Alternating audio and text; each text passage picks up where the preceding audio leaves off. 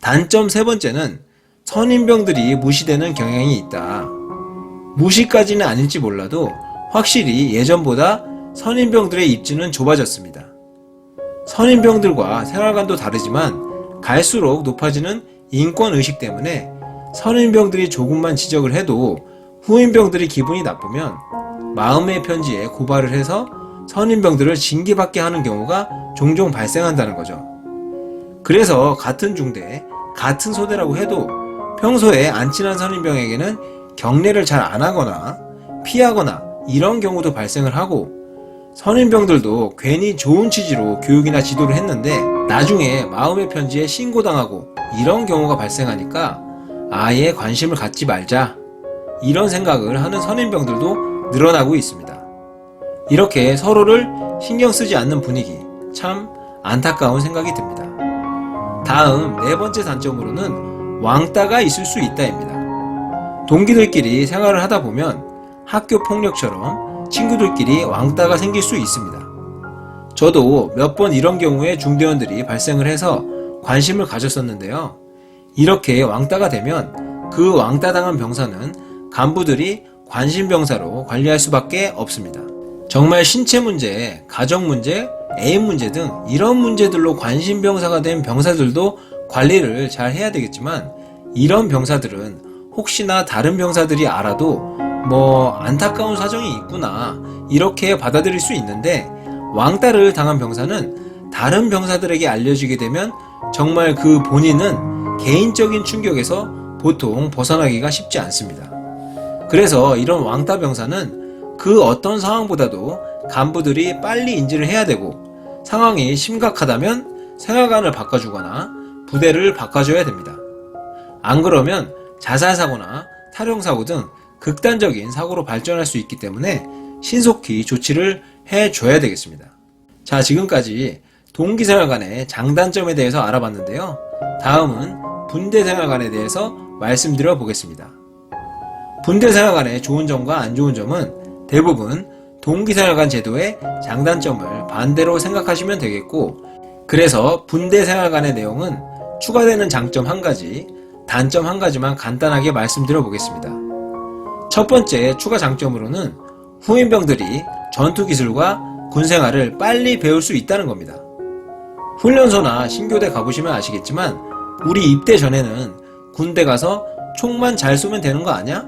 이렇게 말씀하시는 분들도 있고, 그런데 가보시면 아시겠지만 배워야 되는 전투기술과 전투 지식들이 정말 엄청 많습니다. 경험해야 될 부분도 많고요. 근데 동기생활관을 쓰게 되면 생활관 안에서는 그 짬밥이 그 짬밥인데 누가 누구를 가르쳐주고 그러겠습니까? 하지만 분대생활관을 쓰게 되면 선임병들이 후임병들의 부족한 부분도 가르쳐줄 수 있고, 막말로 뭔가 가르쳐주지 않아도 선임병들이 하는 일거수일투족의 행동들을 보고 따라만 해도 전투기술 습득과 군생활의 노하우를 동기들끼리 있을 때보다 훨씬 빨리 배울 수 있는 겁니다. 그래서 이런 전투기술과 노하우를 빨리 알면 알수록 군생활이 편해지고 나중에는 요령도 피울 수 있는 여유가 빨리 생긴다는 겁니다.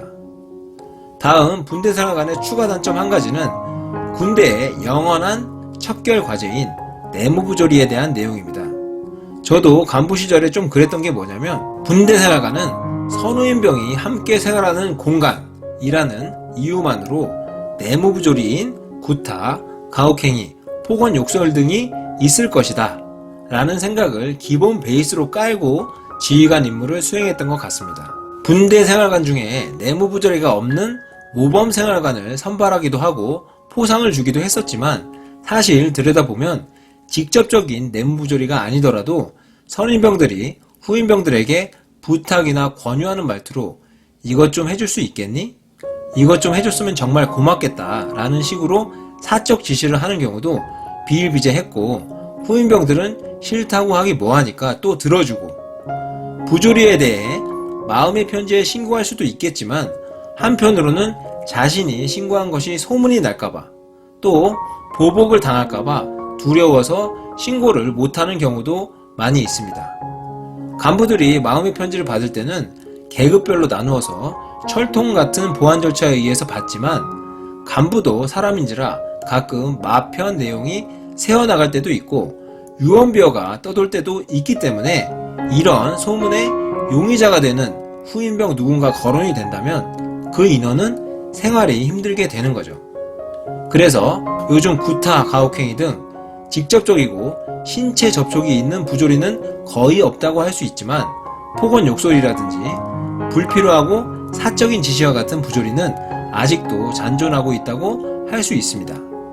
그래서 이런 내무부조리 부분이 군대생활관 최고의 단점이라고 할 수 있습니다. 자, 이렇게 지금까지 동기생활관과 군대생활관에 대해서 모두 알아봤습니다. 여러분들은 어떤 생활관이 더 낫다고 생각하시나요? 아무래도 입대하실 분들이라면 동기생활관을 가고 싶으신 게 당연지사라고 생각을 합니다. 저도 그렇게 생각을 하고요. 아무리 동기생활관에 단점이 많다고 하더라도 선임병들과 같이 지내지 않는 것 자체만으로도 동기생활관의 단점을 모두 날려버릴 최고의 장점이지 않을까 싶습니다. 하지만 또 저는 간부 출신인 입장에서 전쟁, 전투적인 측면에서 바라봤을 때 한편으로는 군대생활관 제도가 또 맞다고 생각을 하고 대대 중대 훈련할 때도 가끔 느꼈었지만 선후임병이 서로 친해 보이는 소대와 분대가 훈련도 더 잘했었고 전투력 측정도 우수한 성적을 보통 거두기는 했었습니다. 그렇다고 동기생활관을 운영하는 부대가 전투력이 항상 낮았다는 것은 아니고요. 어쨌든 어떤 생활관이 맞다 아니다에 대한 정답은 없는 것 같습니다. 이것보다도 어떤 부대를 가시든 그 상황에 맞춰서 군생활이라는 이 시간이 낭비되지 않는 의미 있는 시간이 되게 하는 것이 중요하다고 생각을 합니다. 모든 입대자분들 화이팅 하시고요. 그럼 오늘 영상이 입대하실 분들에게 조금이나마 도움이 되셨으면 좋겠고요. 영상 끝까지 시청해주셔서 감사합니다. 항상 건강 잘 챙기시고 다음 시간에 뵙겠습니다. 시계!